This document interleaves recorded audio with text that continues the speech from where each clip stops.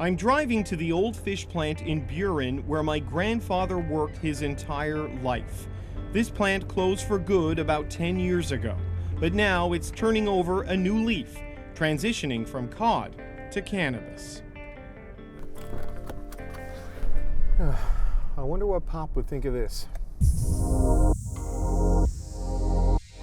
We gotta put this on? Yeah, we just have to protect ourselves from any contaminants from the outdoors.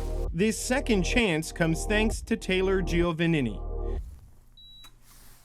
She's the driving force behind Oceanic Relief, and she's brought a new plant to the old plant. You can smell it through the mask. Yeah. It's intense here, yeah, right? It's like beautiful. the smell. It's the fish plant never smelled like this. No, it's a better smelling fish plant. A harvest that doesn't come from the sea, but grows under a lamp.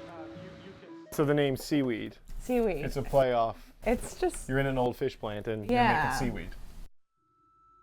Giovannini knew about the plant because she grew up just a 30-minute drive down the road. It was an aha moment for me. She's built all this with family money and private investors after being drawn to a new industry near her old town. I always knew I was going to move out here and raise my son until a certain age.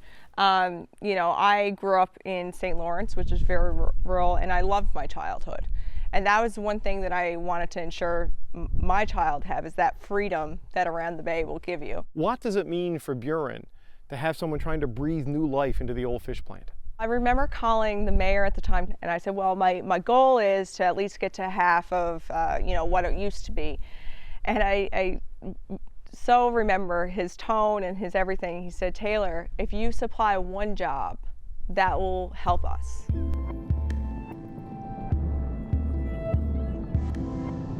My grandfather, Jess Brown, worked at this plant for 30 years until 1982, and back then it employed hundreds of people.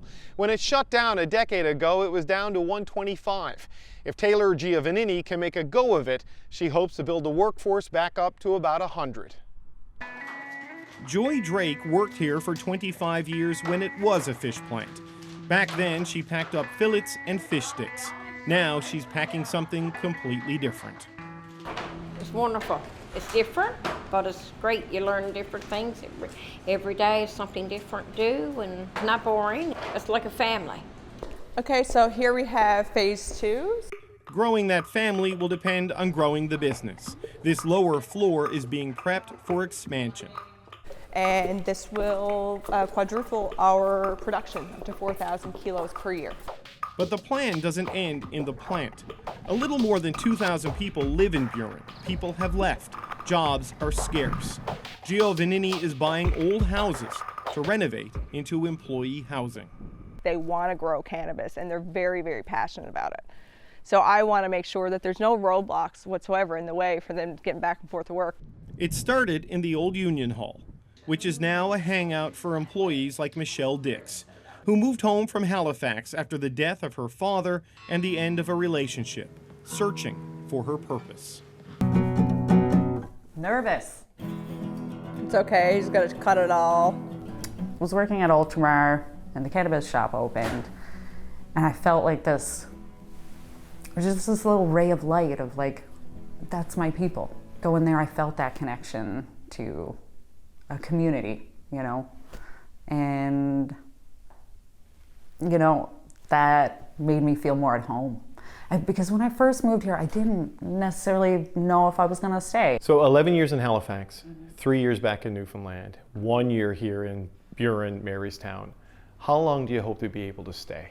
Forever. Cannabis saved my life, and then Oceanic gave me a life.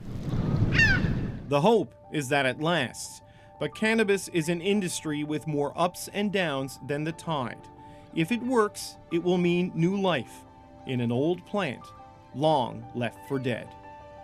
David Cochran, CBC News, Burin, Newfoundland and Labrador.